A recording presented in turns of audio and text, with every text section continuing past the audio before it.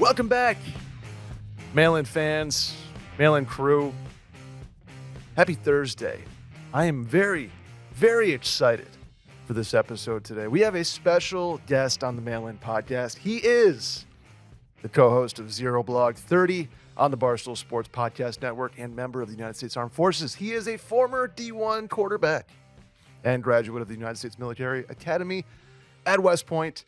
He will run you over on the base paths in the name of competition, then help you up like a gentleman. He'll talk to your Irish mother at a house party more than anyone his age. He is the president of the Parker House, the captain of the columns, the mayor of Manasquan, a hashtag girl dad, and my mentor and friend, Connor Crehan. Connor, how are you doing? That might be the best intro I've ever had on any show I've guested. So thank you for that. I am doing excellent. And after hearing that, I'm doing exponentially even better. So thank you very much. Connor, a lot of new things in your life, new house, new daughter, new marriage. I mean, not even that new anymore. I guess it's you got married last March of 22. Yeah. Oh my God, 2 years. 2 years. Wow, is that did you do that or did I do? I did do that. There's an update on the map now where if you make certain hand gestures, it causes things to appear on the screen, and it doesn't matter what medium, whether it's Zoom or Riverside or StreamYard, it just happens. So I apologize for that. Yeah. If you're watching this on YouTube, you saw it was balloons everywhere. But Connor, we are so excited to have you on the Mail-In podcast. It is a podcast where we just answer questions. We have crowdsourced questions that we just give our best life advice to. I am 29, childless, wifeless, and sort of just kind of figuring out my life in Austin. You are 30-something and very much have your shit together up in New York and I guess New Jersey technically. So thank you for hopping on. How familiar are you with the Mail-In podcast? So I'm not exaggerating. I listen every week. I am a very big fan. I really do enjoy it. I would love to say hello and meet Sal Gal someday. In fact, I went to the event that they had up in New York City some months back, and Sally was there, and I was rushing out to get home to a sick baby, so I didn't get a chance to introduce myself, say hello, and tell her that I enjoy the show. But I do listen every week, and one thing I will say is I am thoroughly impressed by the answers that you give. I pretty much always agree with you guys, and Sally makes a little bit more sense. I think she and I are a little closer in age. I'm 39. She's younger than me. I have no idea how old she is, but I don't think she's 39. She's married, has children, but I'm always impressed by the answers that you give, even at the young age of 29. But I do listen every week. I enjoy, and I find myself answering along and thinking about how I would answer the questions. So it really is a joy and a privilege to be joining you on the show today. That is, well, thank you very much. I very much appreciate that. That stems from you, Connor. You, as a ripe young 22-year-old, navigating the Barstool Sports landscape, and then more so the New York City landscape. You took me under your wing, and I mentioned you as my mentor in that intro. That is true. You very much mentored me. As a young buck kind of figuring things out. Do you remember much of that time of our lives? Yeah, absolutely. It was a lot of fun because I think, credit to your parents. You didn't come to New York City the way I think some people come to New York City and just completely wide-eyed and having no clue about anything. I think you were ahead of the game when you came to New York City, but you were still very much 22 and still very much running around as one is supposed to do, I think, when you live in the greatest city in the world at that age and the world is in front of you, and you worked at one of the coolest companies that you could possibly work at. You had a little bit of notoriety, right?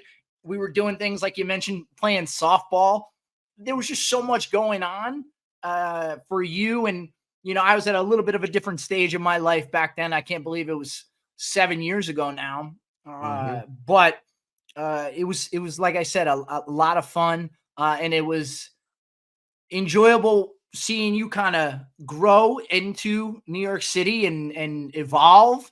And I think you've done a great job. And now you've made that transition down to Austin. And as I said, listening to you on the show, it really sounds like you took a lot from living in New York City, which I think is what so many people do when they live in Manhattan for a portion of their life, is they learn a lot about themselves, about the world. Because I think, and if you can agree or disagree, I think New York City is like accelerated from other parts of the country and other parts of the world, where you're kind of forced to grow up a little bit quicker just because of the pace. So I think you took to that very well. And it's interesting to see now your journey down there in Austin. Certainly a bit slower down here, but Yeah. I appreciate that. It's something I say.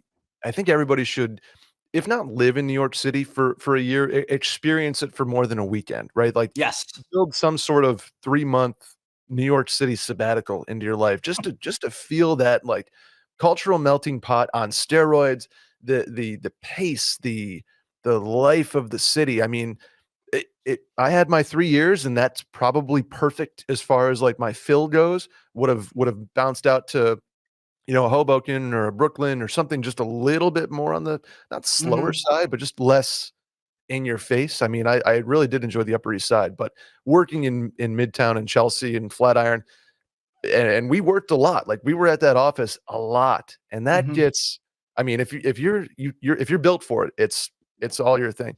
But I grew up in upstate New York in the suburbs, and I was much more an Adirondacks guy than a New York City guy. So Yeah. I had my fill, but I wouldn't trade it for anything. So, but But I you think did. that's what you're also supposed to do when you're young in New York City, is work hard, Mhm. but then Yeah. play Oh, yeah. hard.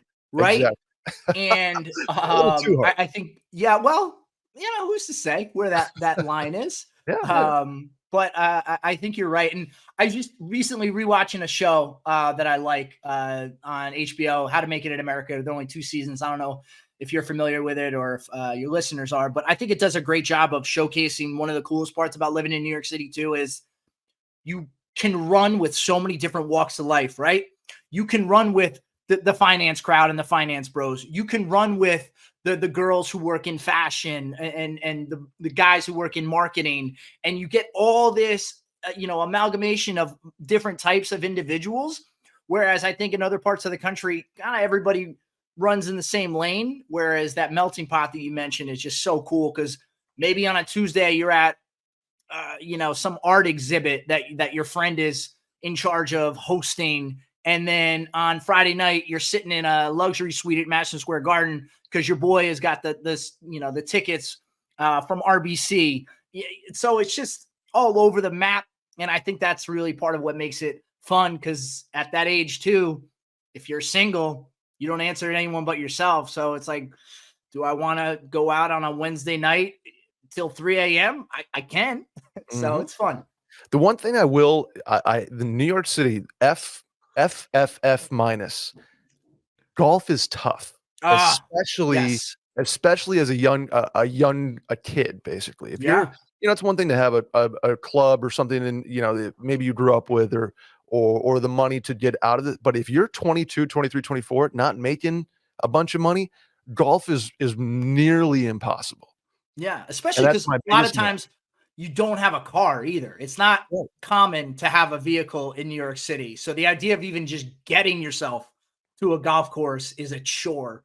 I can't Mhm. tell you how many Ubers, I lived in Hoboken, but how many Ubers I took 30, 40 minutes just to get to a decent track. And certainly living in the suburbs, it's a little bit easier to get Mhm. out on the course. So I'm sure you don't miss that now living in Austin. No doubt about it. Connor, one more New York City related thing that I think sort of gets glossed over Mm. is that I talk about the Gem Saloon all the time. You know the Gem was where I cut my teeth as a bar regular in New York City, and truly in my life. You are the origin story behind the Gem Saloon. Like, there's a world where this is like tooting Barstool's horn a little bit. We kind of all started hanging out there, and then it sort of became, I mean, it was in a prime location to begin with. So Murray Mhm. Hill just kind of, it sort of becomes this hub of activities. It's like, oh, cool, Barstool goes there, like, well, whatever. and then it became a powerhouse. And now it has sort of jumped the shark in a way. I Yes, will it's still almost like attend there. cliche. Yeah, You're right. You're but right. you are. I mean, did you know Steve Nash? How did the Gem Saloon? How did you work your way into being the proprietor, more or less, of the Gem Saloon? So it's funny. I think through the Barstool world, who you meet, Mhm. and my entry into the Barstool world was doing a podcast with our guy Clem and with Big Cat talking about the challenge on MTV. So then No through quitters that, pouch, no. we had a couple guys on that were characters on Real World Road Rules and the challenge.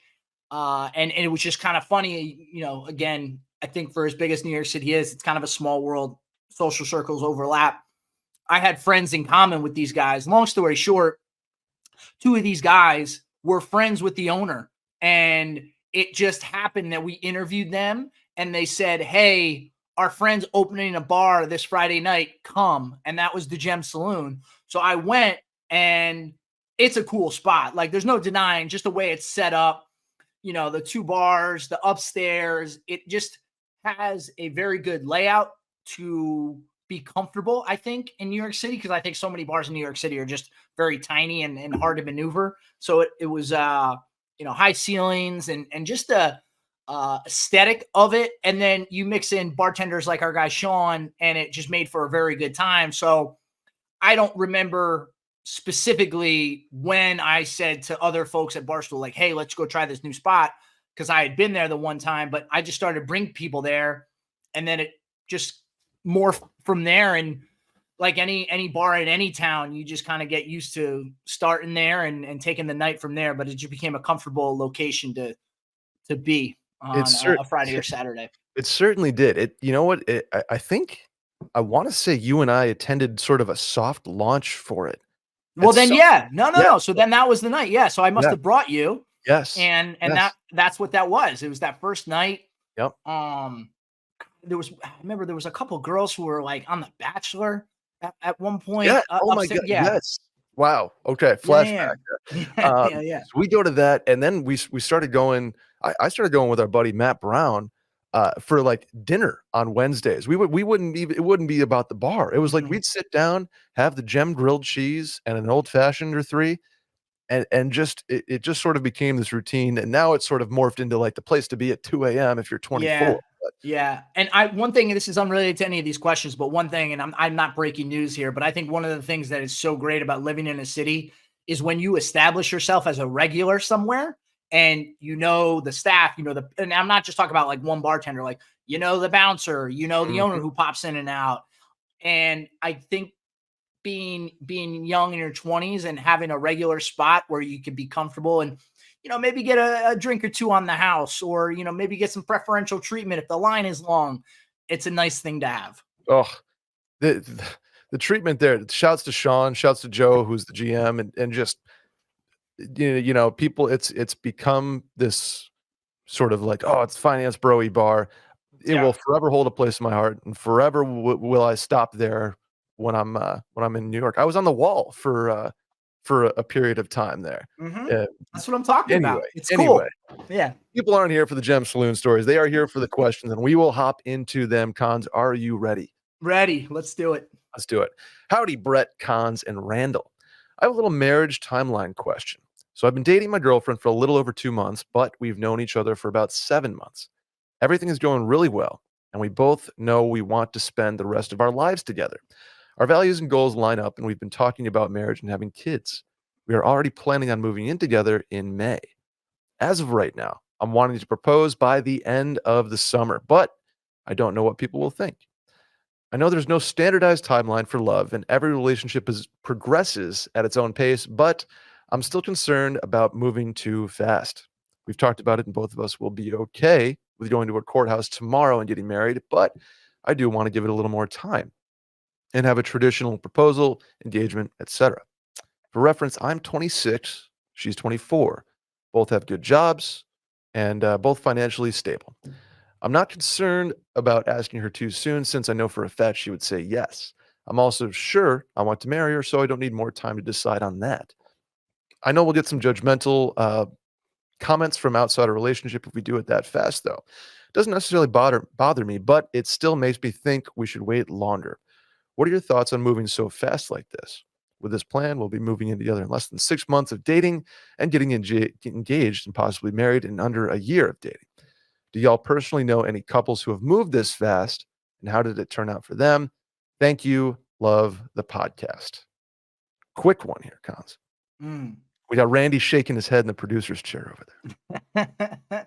What was your timeline like, Connor, with your wife? Oh man, I'll try to make it quick. But I met her. She was 24. I was 30. She likes to say I was quote an asshole for 2 years and wouldn't date her officially.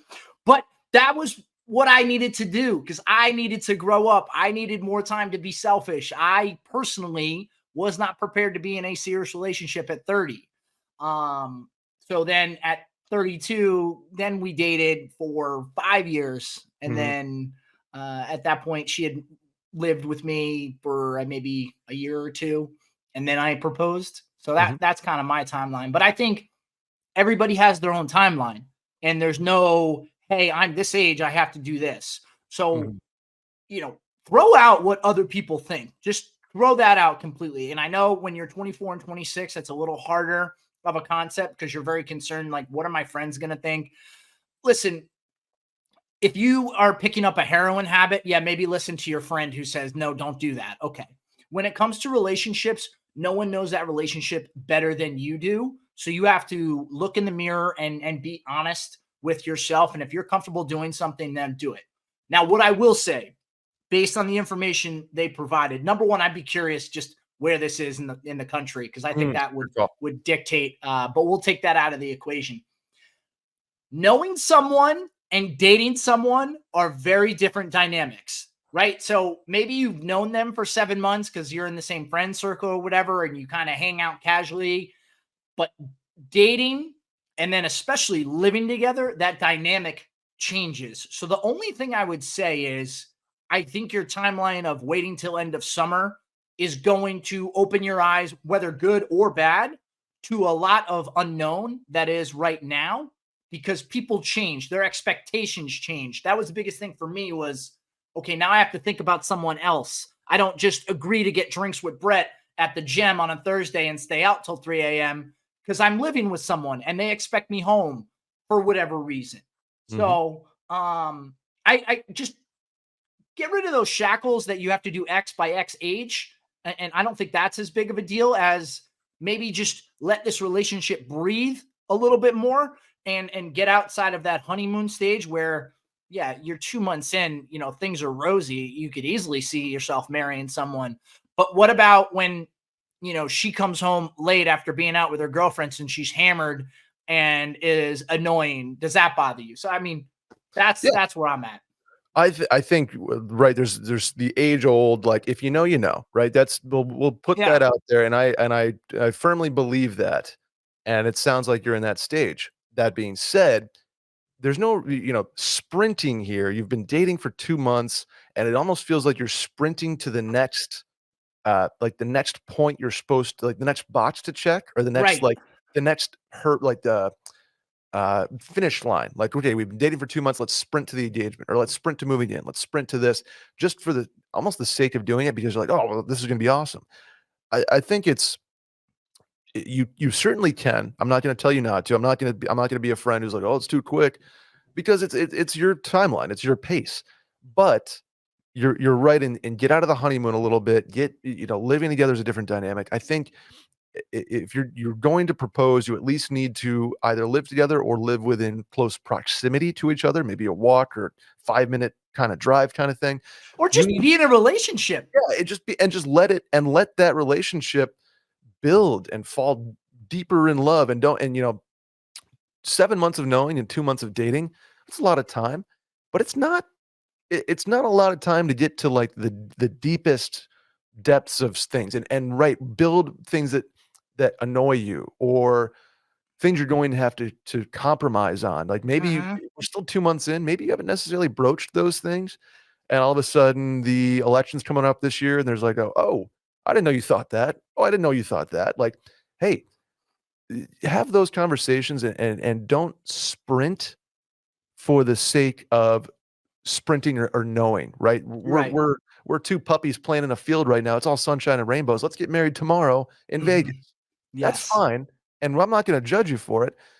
But the dogs get tired after playing catch for a while. So, But just be wary that if you do that, there is a chance that 8 months from now you find something out that is a deal breaker. And had you just let that relationship breathe a little bit, you would have found that out before you went down a path that gets a little bit harder to walk away from. Once you spend that money on that engagement ring, you spend that money on that wedding, you don't get those back. And if you decide like, all right, this isn't going to shake out how we want it to, that's a tougher road to walk away from than if you're 6 months into dating, you realize like, maybe things aren't what we thought they were. And I wish you well, but maybe we're not the best match for one another. I will say, like, I don't think, again, the timeline is a factor so much as knowing the person. Like my dad proposed knowing my mom after 9 months. This May, they'll be married 42 years. So it can work, right? I don't think it's the time, it's the knowing the person that is more important. And also, you want to have kids. She's 24. You have a big window to have children. I don't know how many kids you want to have. 10 kids. All right, maybe you need to get started, but you want to have 1, 2, 3 kids. Like you have plenty of time to do that. So don't feel like you need to be in a rush, like you said, to get to that next checkpoint, and just take your time. Yeah. No rush to the white picket house, 4-bedroom with a yard. Like it'll be there. It'll be there waiting for you. It'll be there. Yeah. Once you do get into that house, though, and you might have a nice little kitchen to work with, that's where our friends over at Green Chef can help, Connor. Elevate your everyday wellness with the #1 meal kit for eating clean and discover new gut-friendly recipes each week. You can choose from 80-plus flavor-packed options, including new calorie smart recipes and wellness bundles. You can easily customize your meals to suit your lifestyle with preferences like keto, plant-based, Mediterranean, gut and brain health, calorie smart, quick and easy, protein packed, and gluten-free. You can be done with dinner in a little 30 minutes, maybe lunch in 10 minutes. It's made me a better chef, Connor. I used to be the takeout guy in New York, didn't have a lot of counter space. Green Chef, they send you a little box full of veggies, full of ingredients, and you have to do it. It's all you. You have to cut things up. You have to cook things yourself, saute, do the meat, the whole nine. And it's made me a better chef. So I was doing Green Chef last night. I had some tilapia with some curry and couscous. Unbelievable. So here's the deal. Go to greenchef.com/60mail and use code 60mail to get 60% off plus 20% off your next 2 months. Again, that is greenchef.com/60mail and use code 60mail to get 60% off plus 20% off your next 2 months. Let's do the next one, Connor. Here we go. Hey, Brett, Connor, and Randy. I'm a longtime listener since the mailbag days with Dylan. Shouts. And I'm debating saying no to a wedding invite for the first time. Quick context. I'm a friend of the bride, and I've gone to every school with her from elementary through college. We also moved out across the country at the same time after college and hung out a lot at first, but over the years it died down to grabbing coffee together every couple months and invites to bigger group settings. While I'd like to go to the wedding and continue being friends, I'm considering not going because of the cost and avoiding overstressing myself with a pretty busy travel schedule at the time of the wedding. So my question is, do you think declining the wedding invite would hurt the friendship? Here's a little last bit of context. I'll be across the country at the time of the wedding / moving from a temp work relocation. I can swing the trip financially, but I really should be cutting down on my spending. I also need to fly for 6 other weekend trips, not counting this wedding, in a span of 8 weeks. I'm friends with most of the people at the wedding, including the groom from high school and college, but none of my close friends will be there. Connor, you've been to a wedding or two in your day. Just a few. And I wish I had. Well, I'm never one to turn down a party. That's the so thing. The idea that I would say no to a wedding is so foreign to me. I might now. I had to say no to a wedding. This is actually a bummer. Actually, pretty sure you know my buddy Everett, right? Yeah. Oh yeah. He got married in Ireland, and Alex was in her 3rd trimester. so she couldn't go. And I Mm-hmm. wasn't, and at that point, some things had happened with the pregnancy, so I wasn't going to go across the ocean Sure. to his wedding in Ireland, Mhm. which was a bummer. I really wanted to go. I know it would have been fun. You say wedding in Um, Ireland sounds so up your alley. It's almost it could absurd. not have been more perfect. Of all the weddings I have had to miss in my life, it was up there with bad ones to miss. But I think hearing this person's question, it's one of those situations where they've already made up their mind, and I'm assuming it's a girl. She's made up her mind, and she wants some validation to Mhm. assuage her guilt of not Yes. going. Like, it's okay. It's okay. Like, people, and this is something everyone knows. Couples expect people to say, no, I can't make it.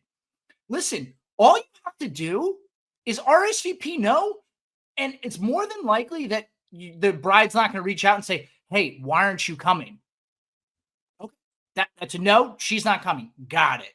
And I just think you're also realizing that as you get older, friends come and go. Some friends come and go.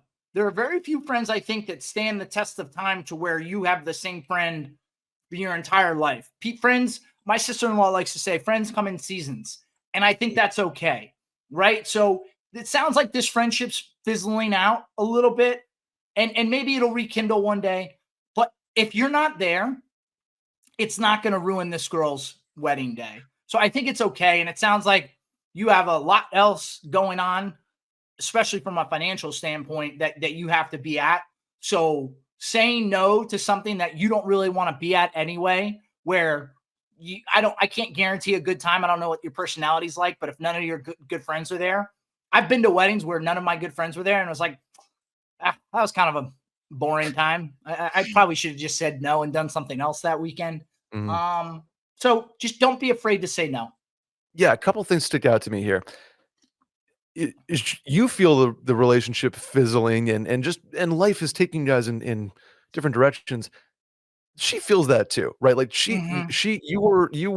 you weren't 1A, B, or C on the invite list. Right. It was you came across her, your group text was from 6 weeks ago. It was like, "Oh, if I don't invite her, she'll be like, what the heck?" And so I'm gonna invite her, and so I don't think your RSVP, like you said, is gonna break the heart that much. Now, let me ask you this: do Mm. you think if you do say no, and she is somebody that you're gonna see, even though you said you are moving, do you owe an explanation? Is an explanation nice to have, or is it a hard like no, just no explanation required? Where do you fall on that spectrum?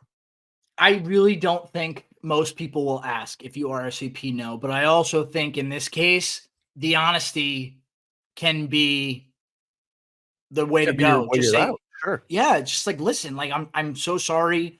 I had a lot going on, and the idea of a hotel and everything, it was just a little too much for me to swing.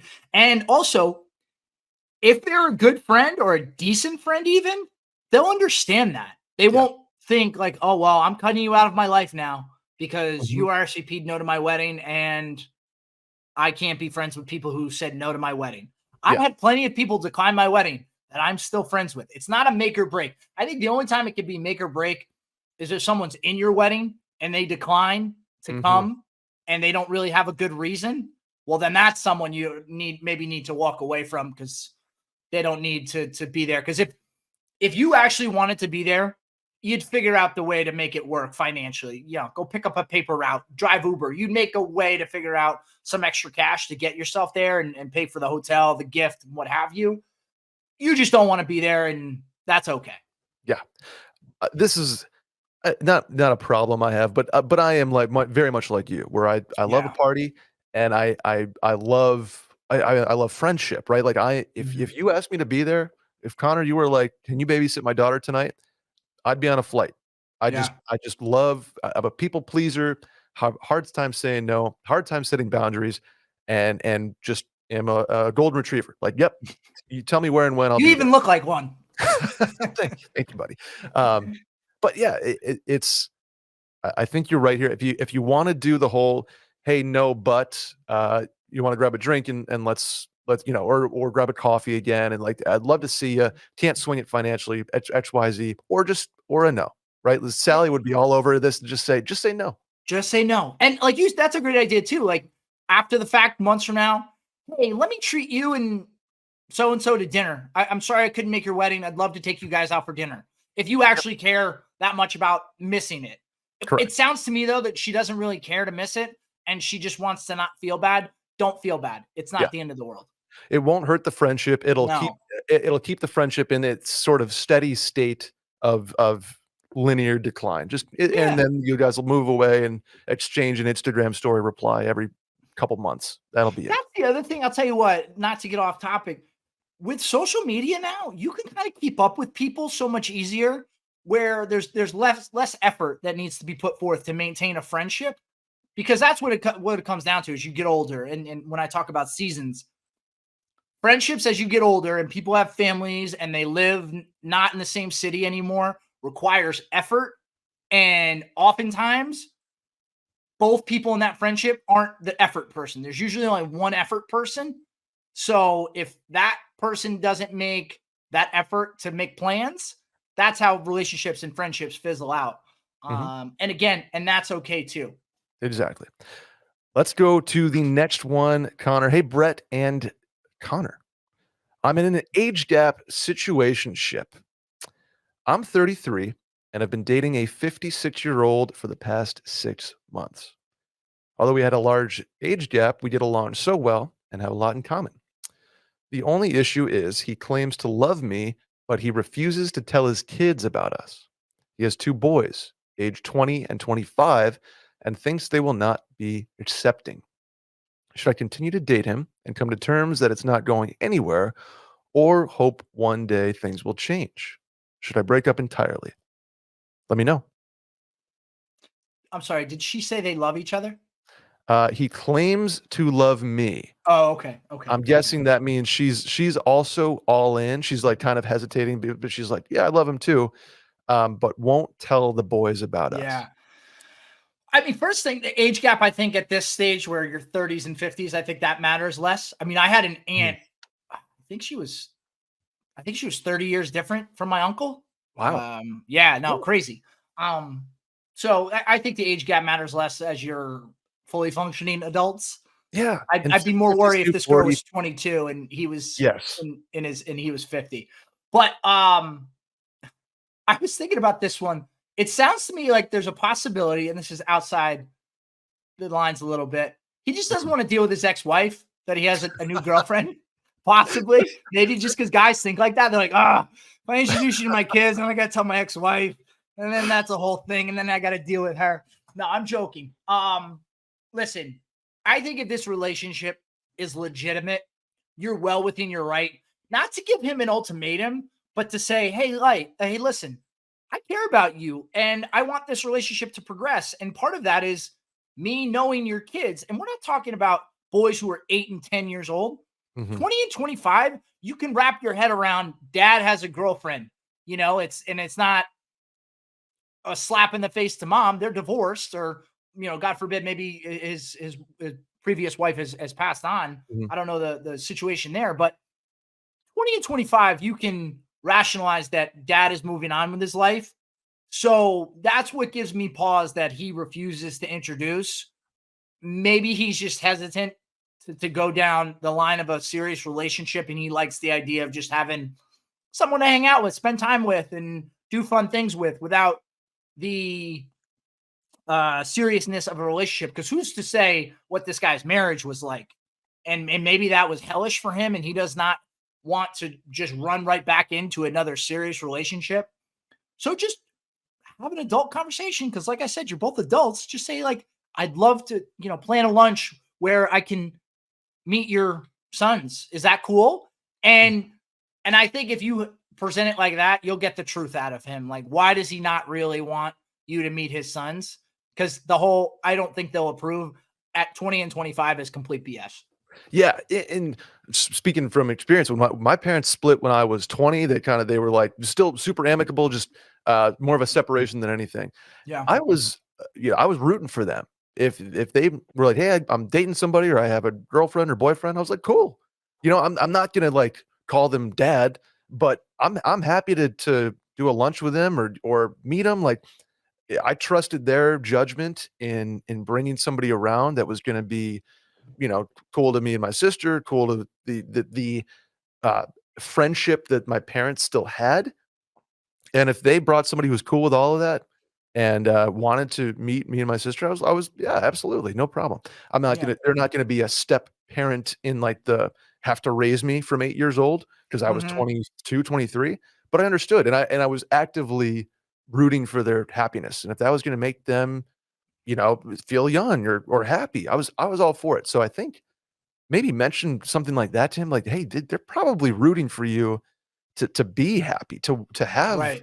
somebody who they love or enjoy spending time with. And I get the hesitation on this guy's part because it's like, well, the age gap and there's a stigma behind that. And but you're 33, not 23. There's an Mhm. independence to you that you're not doing this for financial gain or some sort of power dynamic at play. No, you're two consenting adults who are having a fun time. And like you said, I think there is an angle where it's 6 months and he likes having, he likes dating. It's unserious, but he doesn't want to jump in too quickly. Maybe the marriage was not too long ago that it ended, right? So I think I get where everybody's coming from here, and Right. it's sort of just a time is gonna heal things, and I understand where you wanna kinda push it a little bit, and I think you're well within your right to do so, but I don't think there's nothing, like, malicious, unless, like, he's still married and this is sort of a secret thing. Yeah, that sorta makes sense. That's a problem. But you're right with the time. Just like because it could just be he doesn't want to introduce you yet because it's still too new for him. And he wants to be fair to his children. But you make a great point. He's not looking for another person to help raise his kids. His kids are Yeah, adults at this point. mhm, And maybe he just wants to make sure this is real before he goes through the trouble of introducing, because that is a big commitment, I think. When you have a new relationship and you already have children, and maybe there's a dynamic between the ex wife, or again, maybe she's passed away, unfortunately. So there's some things at play here that I would just suggest having a conversation. And as long as he's honest with you and says whatever his reason is, if it's understandable, then just respect his reason mhm. and go from there. But don't feel like you need to pressure him, giving him ultimatum, because maybe he does have a legitimate reason why he's hesitant at this point. Yeah, I would almost come at it from a point of curiosity versus Right, right. ultimatum, like, "Hey, like, Yeah. I'm not saying one way or the other. I'd like to meet them or, but just talk me through where your head's at, like, and respect whatever answer he gives. If he's like, "Hey, I'm super anxious about them thinking an age gap is odd," and be like, Right. Like, "Okay, cool." dude, 33, you're 8 years older than his Yeah, oldest yeah, son. yeah, Yes, yeah. that could be weird. That could be weird. Randy's seen those videos. So, yeah. I get it. I get it. That would be weird. Like if technically something they go down the line and they get married and your stepmom is 8 years older. I mean, yeah, there's videos of that out there. And So then you can't be like, "Hey, son, like, wanna right. help me cook," it does not it's then you're friend you're friends, right? Mhm. And that happens all the time, and there's no problem in that. It just takes some massaging to kinda Yes. figure out the relationship, and that's totally Yes. fine. Massaging, that's the right word. Yep. There you go. I've seen those videos too. Anyway, hey, Brett and Randy and Connor. I'm 37. This is another one about love. I'm 37 and kind of going through the midlife crisis portion of my 30s. It seems like love has canceled my subscription. What a line. What a line. I can't seem to connect with anybody. I'd love to get married and start a family, but I keep striking out and it's got me feeling hopeless. Sincerely, old guy podcast fan. 37 is not old. And let me Not at say all. this. Let me say this just real quick, my man. Love is I feel like the more you press for it, the more you push for it, Yes. the more elusive it is, right? It's almost Yes. like a magnet that you just kind of like the pusher you are at 37, I'm not there yet, but I feel like you go on a first date at 37 and like you're immediately saying, well, do you want to have kids? Like when do you want to get married? Do you want to go on Yeah. vacation? You're sort of immediately in a spot where your gas is all the way on the floor, like your pedals on to the metal.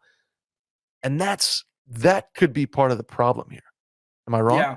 No, you're absolutely right. I think anytime you try to fit a square peg in a round hole and force something, I think that's when you get into relationships that ultimately end horribly.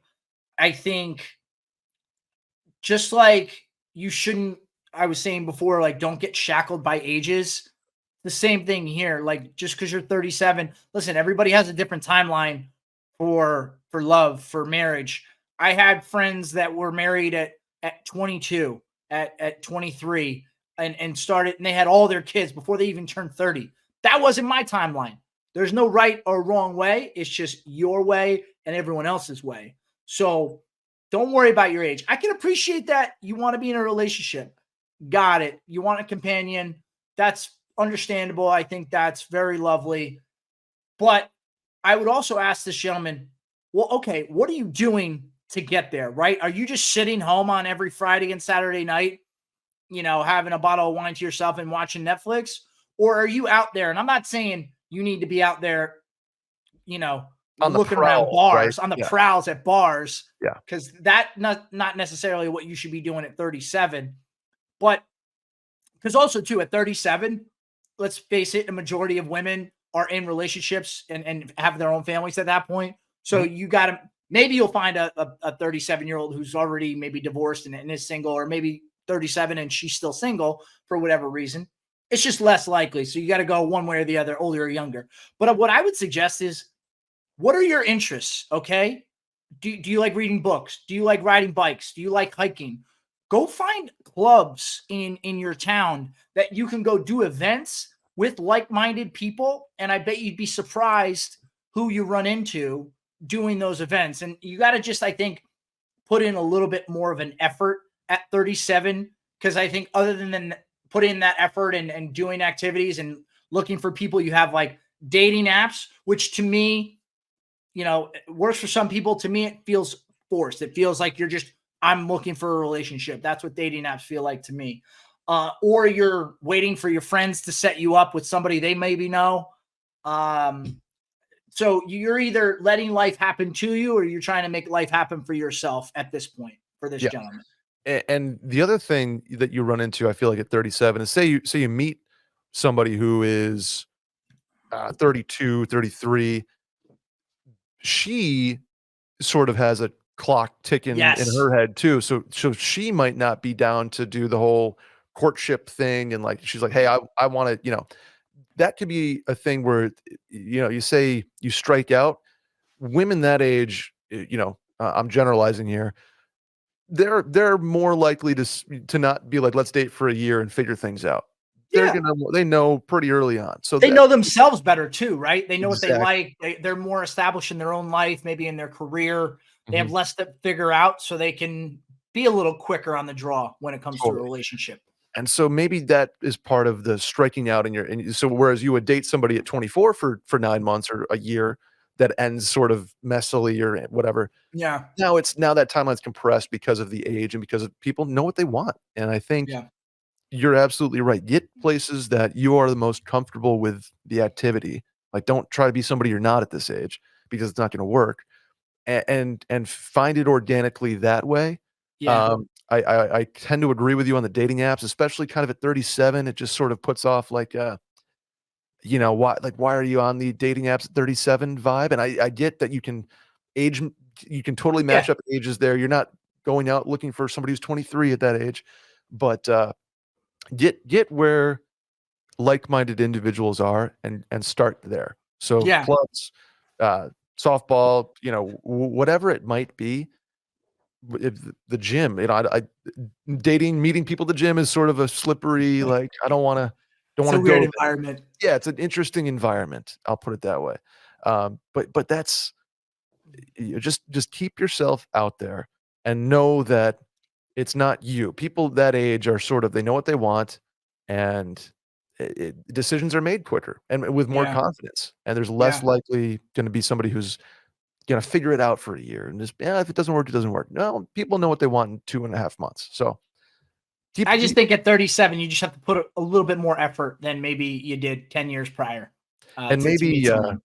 and maybe expand your Yeah. parameters, Yeah. if you will. Let's hear from our friends over at Prize Picks. Prize Picks is the largest daily fantasy sports platform in North America. They're the easiest and most exciting way to play daily fantasy sports. It's just you against the numbers. Instead of battling thousands of other players, including pros and sharks, you pick more than or less than on 2 to 6 player stat projections and watch the winnings roll in. Football season may be over, but the action on the floor is heating up. Whether it's tournament season or the fight for the playoff home court, there's no shortage of high stakes basketball moments this time of year. Get in on the excitement with Prize Picks, America's #1 fantasy sports app, where you can turn your hoops knowledge into serious cash. For example, you can now win up to 100x your money on Prize Picks with as little as 4 correct picks. You can turn $10 into 1,000 with NBA, NHL, and college basketball entries on Prize Picks, America's #1 fantasy sports app. So here's the deal. Um, Download the app today and use code MAIL for a first deposit match up to $100. Again, download the app today and use code MAIL for a first deposit match up to $100.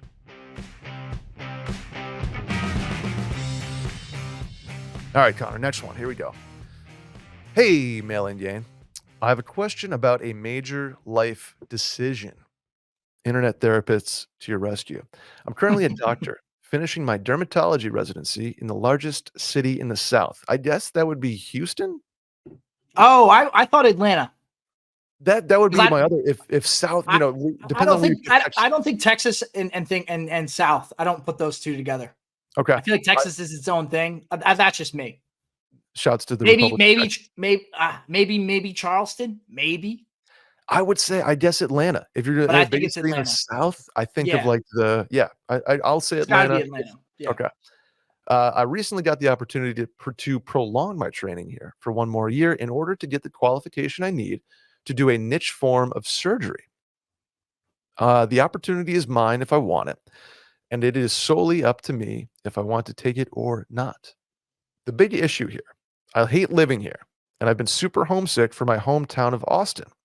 This past year has been a huge struggle being away from my family, and I feel like I'm missing out on special moments with them. This was further heightened by the sudden passing of my grandmother, and not being able to attend the funeral. I'm the only member of my family living out of state, and everyone else lives in Austin. Now, as far as the training is concerned, it is something that would be time sensitive. There's the possibility of going back and pursuing the training if I wanted to, but it would be a lot harder, and I would be taking a large pay cut from my working salary to pursue it. The training would allow me to do procedures that pay better than what I would in general practice, but the money is not a huge motivator for me. And the marginal return on happiness does not feel like that much. If I were to take the opportunity, the motivation would be solely because of my peers' encouragement and simply because it is there for me. I like doing the procedure, but it is not something I'm super passionate about. However, it would limit my scope of practice. My coworkers tell me that it would be insane not to take the opportunity, and I'm easily impressionable, so I constantly go back and forth on it. The existential aspect that has me conflicted is the curse of being a doctor and the nature of my training. I've effectively pushed off living life into my 30s. I've put romantic relationships aside and put my happiness on the back burner. I haven't had the opportunity to live my life, and there's a lot of living I could do in that 1 year.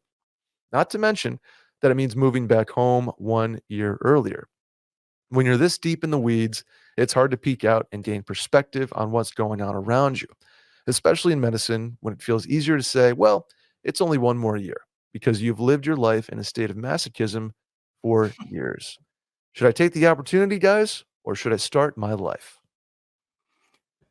So to me, this sounds similar to the wedding question in that I think this girl knows the right answer and she just wants to hear someone validate that for her. I think from my perspective, I don't work in medicine, but from my perspective, she should do this because I think she will regret not doing it because she won't go back. Like, for instance, I had an opportunity to go to graduate school and get my MBA completely paid for, completely free. In fact, I would have made money going to school, and I didn't do it.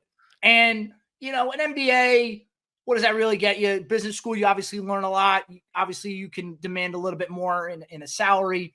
At this point, it's never too late, but the further I get away from it, the less likely it is that I go back and do it. So I get where she's at coming from that perspective. I think a year can feel daunting when you just look at, okay, this is a year. Like when I went to Iraq, I deployed to Iraq, and I first got there, and I'm in Kuwait even before getting to Iraq for 2 weeks. And I remember I thought about it exactly one time. I was like, Jesus, I am going to be here for another year. And in that context, it felt like a ridiculous amount of time. And then you realize quickly it's not.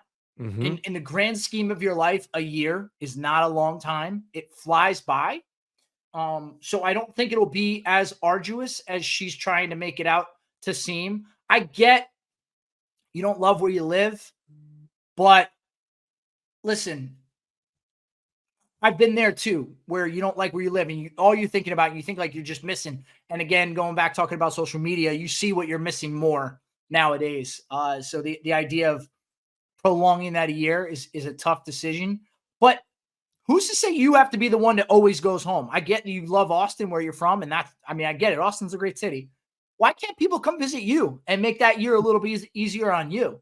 There you go. And make the most of your city, because give people a reason to go visit that city. I just think, overall being a doctor is a tough commitment. You've made it this far. Clearly you're able to make sacrifices. And I think anything great in this life comes via sacrifice. Most great things that anybody has come from a sacrifice in some form or fashion.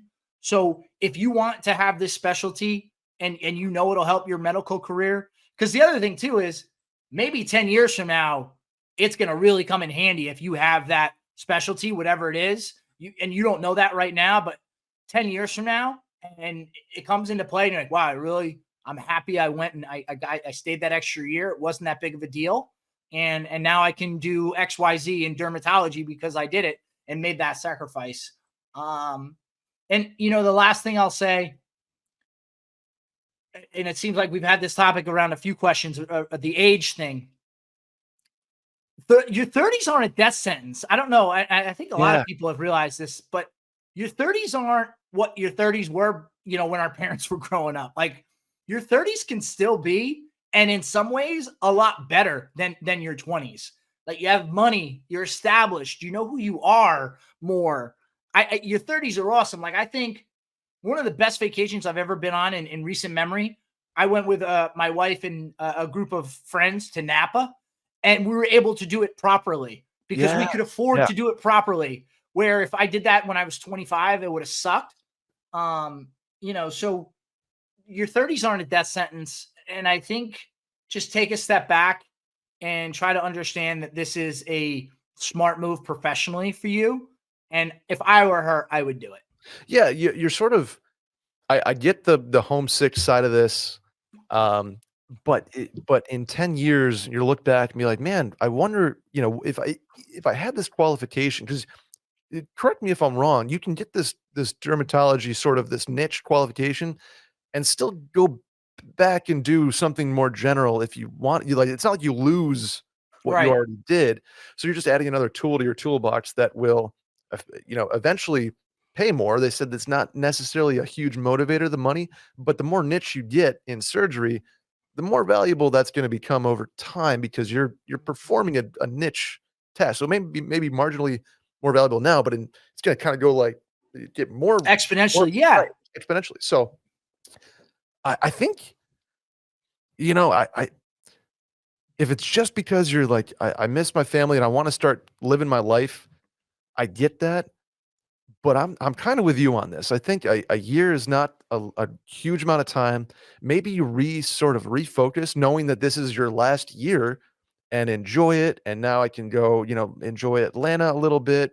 Yeah, there's a light at the end of the tunnel. Like, all right, one more year. And I think that will completely change your mentality of living in that city. Like what you just said, go take advantage of all that Atlanta has to offer. And like I said, have people come visit you and make it like, hey, I'm having Brett come visit me this weekend and we're going to do all these things that I planned because Brett's never been to Atlanta. take advantage of it and make it an enjoyable year as opposed to it's a year-long prison sentence. Right. And Atlanta's a really cool city. I'm sure this person knows that. But Mm-hmm. yeah, I think it's just, if you're just doing it to get home and like, oh man, I'm tired of this. I want to start life. Get that. But are you going to look back in 4 or 5 years and be like, well, there's that job would have given me this opportunity, and now I'm just kind of doing this other thing that I don't. It's just an opportunity to add something to your toolkit that it's going to help you exponentially in life, right? And I think that's kind of my answer to it. Yeah, yeah. All right, And I'm last I'm question. telling you, a year flies by. Yeah, It flies absolutely. by, and it's just a speck in your lifetime. A year is nothing. And that's somebody who spent a year in Iraq. Yeah, Flies by. yeah. It ain't cold over there, folks. Mm-mm, mm-mm. Hey, Brett and Cons. Big fan of both. Question for you about, quote, aging out of bars that I think will be right up your alley. I'm a guy in his late 20s in New York City. Site for the meetup, by the way. We are coming to New York this fall for the Circling Back meetup, Connor. So I will Oh, be nice. hitting your inbox for sure. I've bounced back and forth between the usual spots here tied to age. Murray Hill after college, Hoboken for a bit, and now back to Manhattan in the West Village. I've also frequented the haunts that align with age throughout my time here. As St. Patty's Day approaches, the group text is fired up again about plans for the parade and the associated drinking. The last few years, it's become more of a headache than it's worth to me. Same goes for SantaCon. It got me thinking the same thing happens with bars as you get older. No offense to the Gem Saloon, Brett. Gotcha. Thanks. Am I crazy for thinking of texting the group? I'll pass this year, guys. We'll meet you somewhere after. Am I just old? What are your thoughts on the stigma of aging out of designated drinking events and spots? First Ooh. of all, dude, you're 27, 28, 29. You're not old. You're very much not old. So stop with like, oh, I'm getting up there. No, you're not. Man. Relax, dude. Secondly, I love calling bars haunts. I use that all the time. I love saying that. No, I think this is a perfectly normal thing. Like you use the SantaCon. Yes, there is such a thing, even in your late 20s, being the old wise person in their late 20s, to no longer wanting to be around drunk people in Santa costumes or go to the bars on St. Patrick's Day that are going to be nut to butt with people who have been drinking since 7 a.m. I think that's fine. So it's okay to age out of that. I think that's perfectly normal. And I think it's okay to say to your friends, like, guys, I don't want to be at, McSwiggins. McSwiggins, yeah, in Hoboken at 8 a.m. Got it. But, I would suggest to you, suggest somewhere new. Be a leader. Suggest like a different spot. Unless you just don't want to drink, that's fine too. And you want to, take a seat on the bench during the day. Just know that if you meet up with your friends later, they're going to all be hammered and you're going to be sober. And there's nothing more miserable at any age than being a sober guy meeting up with drunk friends. That's not fun. I don't care where you are. And also, the amount of bars that are in New York City, you can easily avoid the quote unquote St. Patty's Day crowd. You can go somewhere on St. Patrick's Day, settle in and watch some college hoops and have a relaxing, like late breakfast, brunch type situation. That's not a crazy bar for St. Patty's. So I would just suggest, be a leader and suggest maybe some new spots that maybe you feel a little bit more comfortable at and aren't as crazy with people swinging from the rafters. But also, if you just don't want to drink on St. Patty's, I think that's fine too. The officer's mentality right there for sure. Be a leader. It's what's funny is I think as I get older, I was thinking about this question. I think aging out of bars and the associated drinking events is sort of a function of how much space do I have around me and how easy is it to get a drink. Yes. It's like the more packed I am and the harder it is to get a drink has, for whatever reason, affects me way more at 29 than it did at 23 or 25. Like as I get older, I need feet around me versus inches around me to Yeah. enjoy myself. Maybe that's like at 22, you're just tanked anyway, and so you don't really care. Well, also too, I think you get more comfortable as you grow up.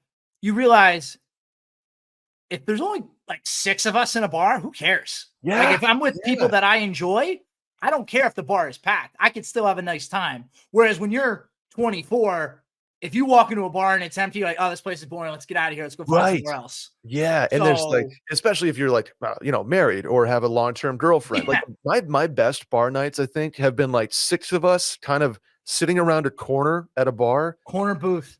with and just going till like 2 a.m. and Yes. getting kicked out in like the time way, not like the Yeah. rowdy way, Yeah. with nobody else in the bar. So I think I get it's almost like in New York City has such a well-defined culture of this. Like, oh, hey, that Murray Hill bar is college and interns. Oh, hey, Yep. that Fide bar is finance bros with vests on. Oh, hey, that steakhouse is 50 plus. Like there's like this subculture of unwritten rules of how old you have to be to go into these places. And if you walk into the Gem Saloon at 29 and it's 11 o'clock, you're gonna get like dirty looks from the patrons there. It's like, no, no, like Yeah. why? I mean, like Brother Jimmy's and like the intern culture of New York City. Austin has something similar where it's like Dirty Sixth has become UT and like crazy. And I don't know why that is. I think it's probably bars cater to that, or maybe the drinks are sort of expensive or not expensive, and that kind of builds that culture. But like, I'm gonna go to the Gem Saloon when I'm in New York at 5 o'clock, have a drink, have a snack, and maybe I'll skip the 2 a.m. crowd. Fine, Yeah. no problem with that. Yeah.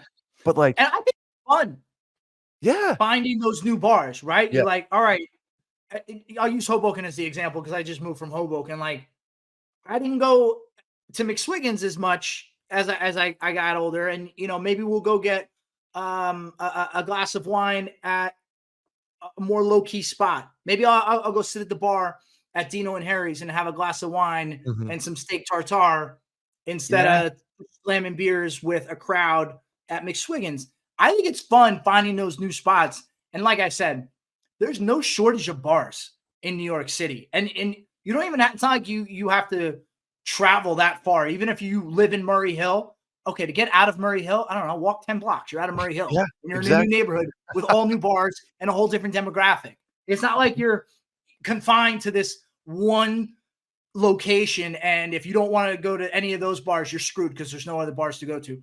Dude, you are in the best spot in the world, one of the best spots in the world for bars. And you can get a different scene all over the city. So, yeah, I think don't think of it as like you're aging out of going to bars. You're just aging to new bars. Yeah, your interests change, Yes. right? Like Yes. you find like say you're single and you're not necessarily looking to date a girl fresh out of college. There's places to go find co-eds who are lawyers in their late 20s. Like Yeah. there's just and maybe that's sort of it's like a primal drive, right? To go to like these new spots that are catered to this crowd. And if you're looking for a mate, that's kind of where you're gonna want to be, or you're sort of adjusting based on your interests, right? Yeah, Kind that of in a just weird way. funnily enough, that just reminded me of a time in Austin when I lived there. My buddy had just gotten divorced. So he was just looking to just let loose, go crazy. Yeah. And I was 25, I think. So he had to have been somewhere around 30.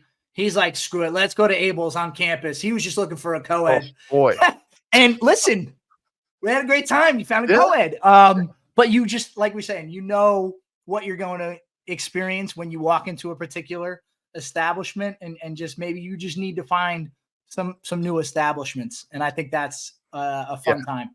Yeah, I think in SantaCon, I think there's like a stamina issue at this Yeah. point. Like, I'm not going very unless I'm at like a true LSU Ole Miss tailgate, Yeah. South Carolina tailgate.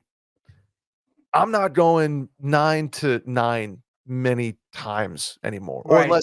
unless I have like mentally preparing for my bachelor party or like a buddy's bachelor party, very rarely am I gonna get like a 12 to 14-hour window where I'm going hard. New York, that's like, you do Saturday, then you do Sunday, then you do Tuesday, then you do Thursday, and then it's just a bender Yeah. of an existence. So Yeah. I think that's really part of it too. I was at kind of real quick, I'm at Swiggins. I was thinking about this the other day. If there was dynamic pricing on the touch tunes at McSwiggins, they'd be gajillionaires. Like if you're it's like, oh, $2 to put on a song, fine, $4 to skip the line, whatever. There's times where if it's like, oh, it's $40 to skip the line, done. I Yeah. want that song on so bad, and you Mhm. would do the same thing with Bruce or something like that. You'd be like, oh, I'm in, done. That's like two Yeah, grand. especially when you get to some bars and there's just a string of bad songs in a row. You're like, who put these on? Mm. And you just want nothing else more than to just get out of that string of bad songs. So you're willing to pay that. I agree with you. I agree with you.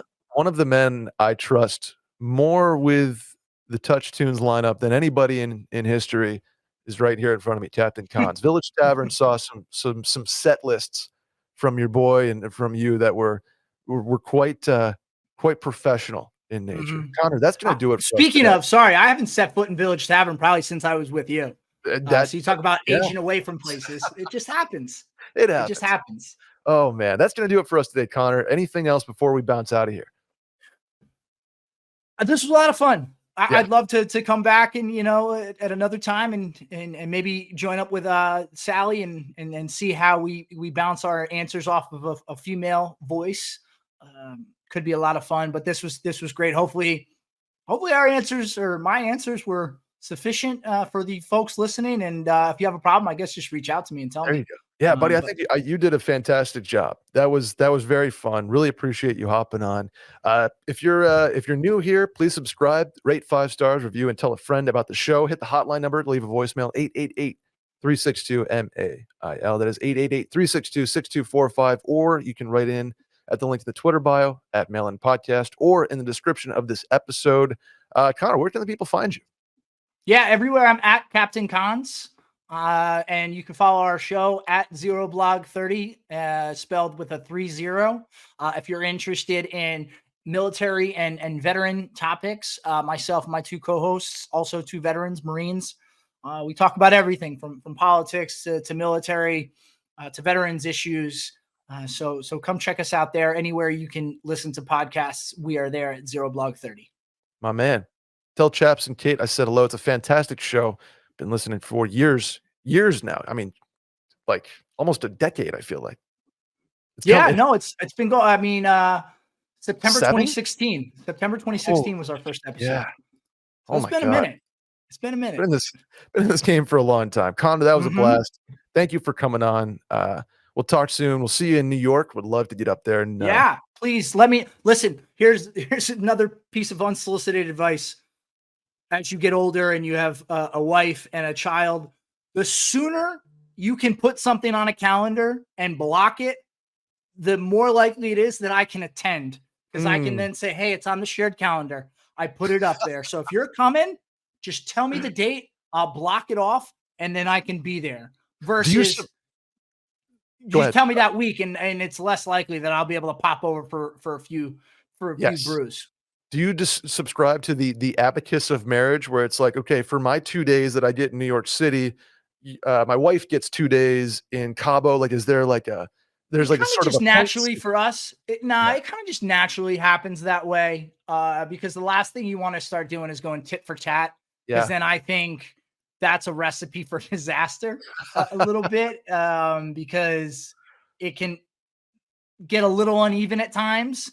And then Mm, you maybe start resenting the other. So you don't want to do that where you're like, all right, well, you went for happy hour on Friday, so I'm going to go to happy hour on Saturday. It just kind of naturally happens. And if you find a good partner, good wife, good spouse, it's even.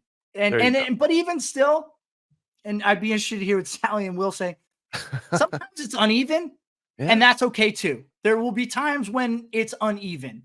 But ultimately I think it all evens out in the end. I Is like what it. I'll say. It evens out in the end. My man, Connor Crehan, Captain Cons, thank you for hopping on. We'll see you guys next week on the Mail-In. Thank you.